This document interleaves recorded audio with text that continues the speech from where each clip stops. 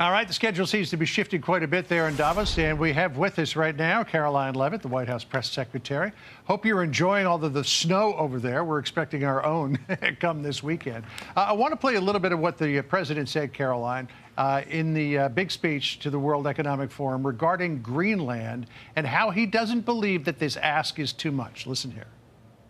We want a piece of ice for world protection, and they won't give it. We've never asked for anything else, and we could have kept that piece of land, and we didn't. So they have a choice. You can say yes, and we will be very appreciative, or you can say no, and we will remember. Do you think the president convinced any of the European nations to get behind his idea to acquire Greenland? Well, they certainly should get behind it, John. In moments from now, President Trump will be meeting with NATO Secretary General Mark Rutte, a man whom President Trump deeply respects, and they'll be discussing this very important topic to the United States of America. And President Trump is right. Greenland is absolutely essential for America's national security in the Arctic region, and President Trump has a realistic mindset when it comes to the acquisition of Greenland. If the United States doesn't get it, soon enough, China or Russia will, and that's not just a threat to the United States, but especially to Europe. So President Trump is not just looking out for America here, he's looking out for NATO too. And he spoke about that here in Switzerland today. He wants Europe to be strong. He wants NATO to be strong. And NATO would not be strong if not for the United States. So this is a simple ask by the President of the United States. Let's negotiate a good deal to ensure the United States can resume with a peaceful acquisition of Greenland. And he'll be talking with the NATO Secretary General about that in just a few minutes. Hey, Caroline, it's Sandra here. Thanks so much for joining us. We've been watching the president there. He seems to be enjoying his time there in Davos. You know, just to piggyback on the last question there about Greenland, it seems that the markets are sort of bouncing back today because he's ruled out using force to take Greenland. Was that ever on the table, to use military action to take it? Well, the president always carefully resumes or looks at all options that are on the table for him as commander-in-chief. But today he did rule out military options and said, we're not going to take Greenland by force, but we are absolutely wholeheartedly committed to acquiring Greenland through a peaceful negotiating process. And so that's what's underway now. And I would just point out one more note. President Trump is not the first American president to float this idea. If you go back to President Truman, he also pursued the idea of acquiring Greenland because it is a good idea, again, for the United States and our national security.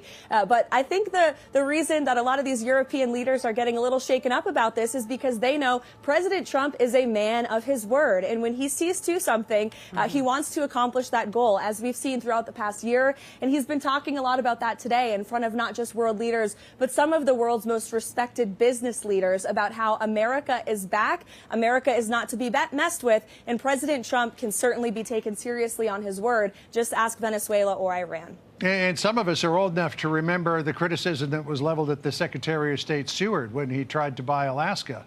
It was called Seward's Folly. But can you imagine America without Alaska now? I was only kidding about some of us are old enough to remember. So the president is casting this in terms of national security.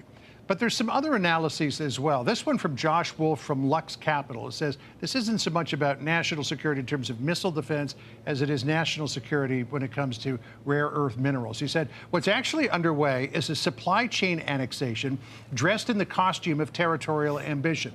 The target is not an island. It is two geological formations in southern Greenland, Kvanefjeld and Tanbreeze, that contain the heavy rare earth elements without which no advanced weapon systems can be built. China controls over 90% of global processing. The United States controls almost none. The purchase of Greenland is not a land deal. It's an attempt to break a chokehold. I was interested to find out that the largest shareholder in the Kvanefjeld mining operation is China, and that China wanted to buy the other one, but apparently the U.S. State Department intervened, and so that sale didn't go through. But is this as much about national security regarding rare earth minerals as it is missile defense at the Golden Dome? Well, critical minerals have so much to do with America's economic security, and we know that economic security and prosperity is essential to a strong national security. And so I think the president is right to think about Greenland with respect to critical minerals and economic incentives. But of course, his main focus is on ensuring we can acquire this extremely important territory in the Arctic for America's national security and to prevent a future war. Again, if Russia or China were to invade Greenland in the future, the United States would be required to defend our NATO allies, and that's something, of course, the United States would do. And so the president is looking at preventing future conflicts, again, not just for the benefit of the United States, but also for our European allies and friends, many of whom the president has been meeting with today and discussing with. And I know they were all very pleased with his speech. I was in the room, John, and it has rave reviews because the president just tells it like it is. And he came here with his America First vision on full display, talking about how the American economy is booming once again through massive deregulation, an energy boom, the president fulfilling his promise to drill, baby, drill. You look at the tax cuts he signed into law, all of these things coming together to put together a really exceptional American economy. And I think he's really inspiring a lot of leaders in Europe to take that same approach. The Green New Scam energy failed policies of Europe and mass migration are failing these great countries. And so I think the president really struck an inspirational tone with all of them today. But of course, that has yet to be seen if they will act accordingly. Caroline, we know you're gonna head back to that dinner shortly, and the president is there right now. If you could just sort of give us the headline you believe that President Trump would give from his time there in Davos so far, the conversations he's had, and what he's taken in from these world leaders and CEOs. I think the president would say, and everyone here would agree, America is back. And the whole world knows it. President Trump is undoubtedly the leader of the free world. He's also the businessman and negotiator in chief. And so there was a very long list of foreign leaders and business leaders who wanted to meet with the president today. And he's been taking part in many of those private meetings behind closed doors in between all of the public remarks you've been hearing. So I'm going to get back downstairs. I know he's going to be meeting with Secretary of NATO, and I'm sure the press will be in the room for that as well. Can I ask you one more quick question before you have to go? This whole thing is about how to resolve the question of Greenland, and how do you do it? President took invasion off the table. Now it's down to negotiation. Mark Thiessen posited this in a Washington Post editorial yesterday. He said, how to resolve the Greenland standoff.